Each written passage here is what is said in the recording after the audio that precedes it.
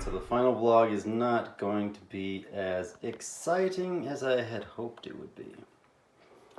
In the meantime, between the last two vlogs, I did all the back-end software. So I got it so this guy, companion computer, will read all the data from the heat sensor, the LiDAR, and everything else on the drone, and it creates a map, a heat map in real time.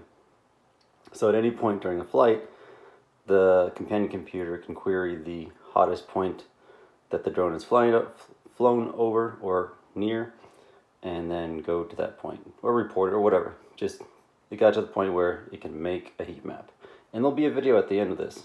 I did get data before that happened, where I used the software to generate a real-time heat map, and then it shows a movie of what that looks like. But as you can see, I took it out for a test flight. I'm not sure what happened. It did a barrel roll. I was having problems with one of these motors not spinning up like the rest of them. You can even see actually there was a problem when I was trying to arm the other day. And one of the motors didn't spin, and the thing just flipped over and just spun on its head and scratched everything up.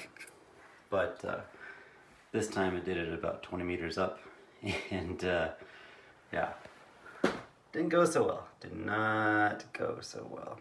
So, this guy's done, which I'm a little sad about, but it was a proof of concept thing, and I got the software to work, I got all the sensors to work together, I got it to do exactly what I wanted it to do.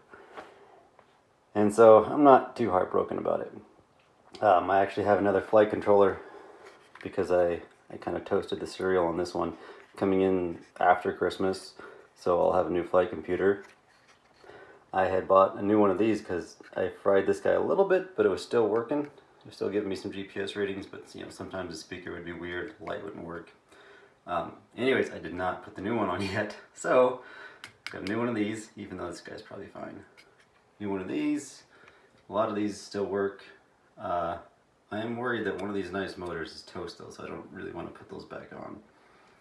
One of the weird things during the crash though is as the receiver came off, this is the I2C hub, and it sheared the connections right off the PCB. Like all the wires and connectors are fine, they're just connected still to the PCB thing. Anyways, weird stuff.